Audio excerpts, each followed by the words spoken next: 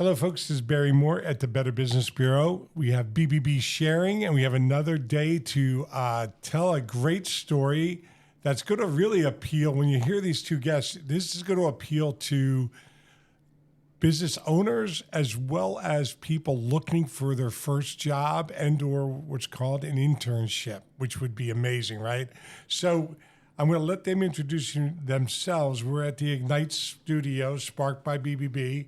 And I'll start. I have two doctors in the house. I'm not a doctor, so political science guy that's not a doctor. Go figure. That's why I'm at the BBB. Hey, that's why I sold cars. But we'll start with Doctor. Go ahead. Sure. Introduce I'm yourself. Catherine Ingrassia. I'm the Dean of the College of Humanities and Sciences at VCU. And I'm the wrong kind of doctor if you want any medical assistance. No, we need business assistance. There you go. That's why you're here. Yeah. This is not a medical college, no. Very good. And I'm Josh Smith. I'm a faculty member at the Robertson School of Communication, and I also work in the College of Humanities and Sciences. Great. Now, how long have you both been at VCU? I've been at VCU my whole career, so I've been here since the 90s. And, Okay. Yep.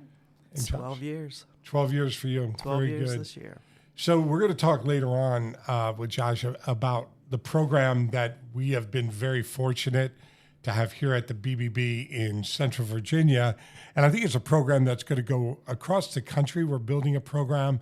It'll be in a box, as I call it, right. and it'll be able to be utilized everywhere. And we're going to talk about internships right now. Mm-hmm. And do your students, could they work anywhere in the country, or do they have to live and work only in Virginia? They can work anywhere in the country. That's Absolutely. what I hope for, right? You'd bet. They could either go back to Chicago or Detroit, whatever. But so let's talk about the internship program. And Dr. Tell us about why is internship appropriate? Why are they important? And what are students looking for? Yeah, students, we know that students want the internship experience. They want to take what they're learning in a classroom and put it in a real world setting where they can see how the skills that they've developed, the knowledge that they've used, has applications well beyond the classroom. We also know that students who have internships are going to have a much greater success rate when they graduate in terms of their employability. The statistics suggest that students have at least a 60% higher chance of gaining a full-time job upon graduating from college than they do if they don't have an internship. And there's a gap between the desire that students have to have an internship and the capacity of us to offer anyone to offer internships. But students really want to know what it is to be a full-time professional. They want to know what it means to go to a workplace as a professional every day. They want to be able to learn from people who are more experienced within that setting. And they want to also themselves, of course, often bring ideas as well, right? Ideally, we are training students to be at the cutting edge of whatever it is they're doing. So we're hopeful, of course, that there's also a reciprocity there, that they are bringing new ideas to their work as much as getting ideas and experience and information. Josh, what would you add? I would agree. I mean, we know that students want these experiences, as Catherine mentioned. You know, they want to connect theory to practice, so we can do a lot of talking about what it's like to be in a particular industry in the classroom, but you find that when they actually go and have the experience of the internship, now they're learning the skill sets, the hands-on things. They're making connections with possible employers in the future. So it's something that they want in addition to their classroom experience. I also think it's important from a sort of a confidence perspective. Again, you can talk about things theoretically, you can do classroom assignments and say, oh, I get this. But until you're put in a place where you're talking to someone who's not a peer, but rather someone who's a potential employer or someone who's going to be part of your professional network and see how you can test drive whatever it is you're learning, you don't really know.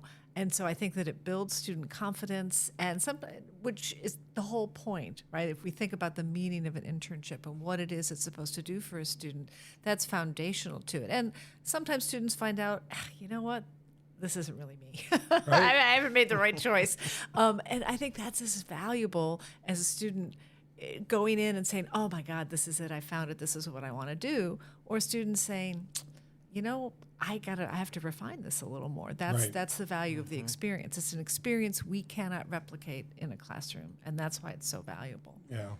And Josh, you got me to meet the dean, about a month ago, and it was exciting for me. Yeah, I didn't meet a lot of deans when I was in school. I guess that's a good thing or a bad thing. I don't know. Probably a good thing. But I would like you to talk a little bit, because Josh has been working with the Better Business Bureau now a year. We're going to tell other BBB offices around the country and in Canada about what you've done and how we're building it in a box. The micro-credential. Yeah. Could you talk a little bit about that and what the internships are available to companies, the interns are available to companies that get this micro-credential? Yep. Do you want to talk about that? Yeah, sure. So you're right. About a year ago, we met and we talked about what BBB could do to help sort of support its ABs. And one of the opportunities was to establish a micro-credential program similar to what we have at VCU. And so essentially what a micro-credential does, it's a stamp or an endorsement that you have that says you've completed some kind of a training, that you're a sort of expert in a particular area, and you can collect these micro-credentials, and it allows you to sort of say, here's my experience, here's what I have, done trainings in. And one of the trainings that we want to do is to help folks know that, yes, you can have an intern, but what does that mean? They shouldn't be fetching coffee, for example. There are skills that they should be learning while they're on the job. So the training that we're doing with the BBB here is to help folks say, okay, I want an intern. How can I responsibly bring an intern in and make sure that they're getting the most out of that experience? Yep. And it's a paid position. Mm-hmm. So, Doctor, in the other schools, you head up the largest school at VCU, but you have students in all different curriculums, I guess you would call it. Yeah, absolutely. The internship, are these students right for any kind of business, would you say? I mean, just for a 6 to 8 week period of time? 100%. I mean, one of the things at BASE, the College of Humanities and Sciences, as you say, is the largest college within VCU. So we have about 10,000 undergraduates in every discipline, ranging from kinesiology to history, right, and everything in between. I don't know what that is. That's big. That's a big word. It is a big world. Catherine likes big words.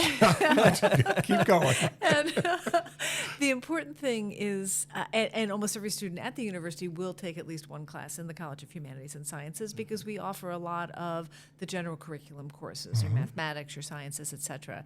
And I would like to say that any student who graduates from the College of Humanities and Sciences is leaving, and even in the process of gaining that education, with some foundational skills that any employer would want. They can communicate, they can think strategically, they can analyze, they have numeric literacy, they have increasingly, thanks to Dr. Smith, we've created an AI literacy requirement for all of our students in the College of Humanities and Sciences.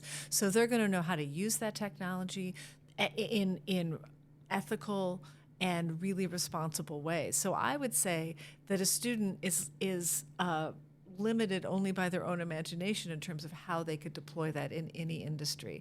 And I would also say that, you'll see, for example, let's say an English major who's maybe spent a couple years reading books, writing papers, doing research.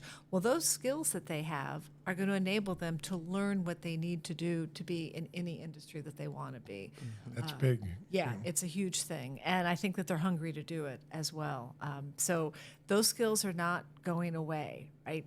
Foundational skills in thinking, reading, communicating they are evergreen. Yes. They're not going anywhere. So I would say that any student would be excellent. And the companies, you just have to pay the employee. It's for extra, and you have to be very structured. You have to have procedures in place, because they're not going to dust the office for you or go fetch your dry cleaning.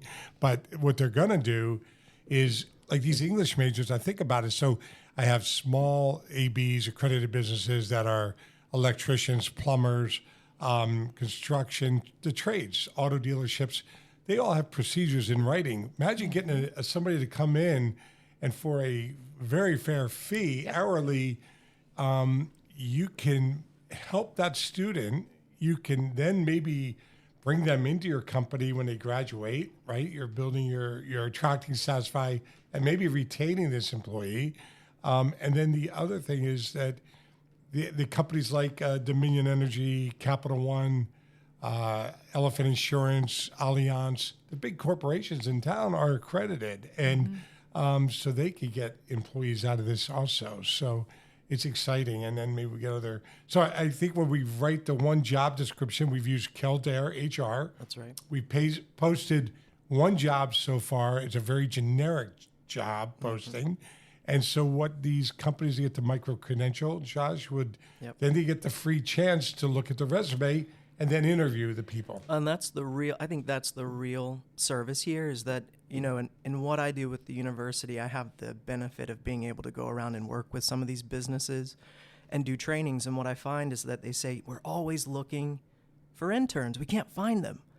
When I'm in the classroom, I talk to my students and they say, we're looking for internships and we can't find them. And I think what has been missing for a while is a matchmaker. Yes.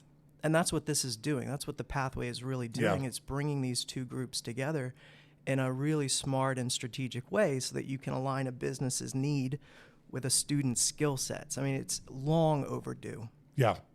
And I appreciate the opportunity. And Catherine, thank you for letting this happen.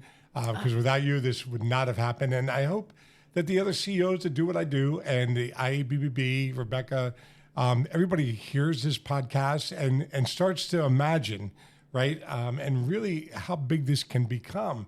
And they could go to their own schools in another state. It doesn't matter. They can mirror the micro-credential program that you've got your fingerprint and DNA all over, Josh. So thank you. Believe it or not, we're at 11 minutes. So we're going to wrap this up, but we're going to come back if it's okay with part 2.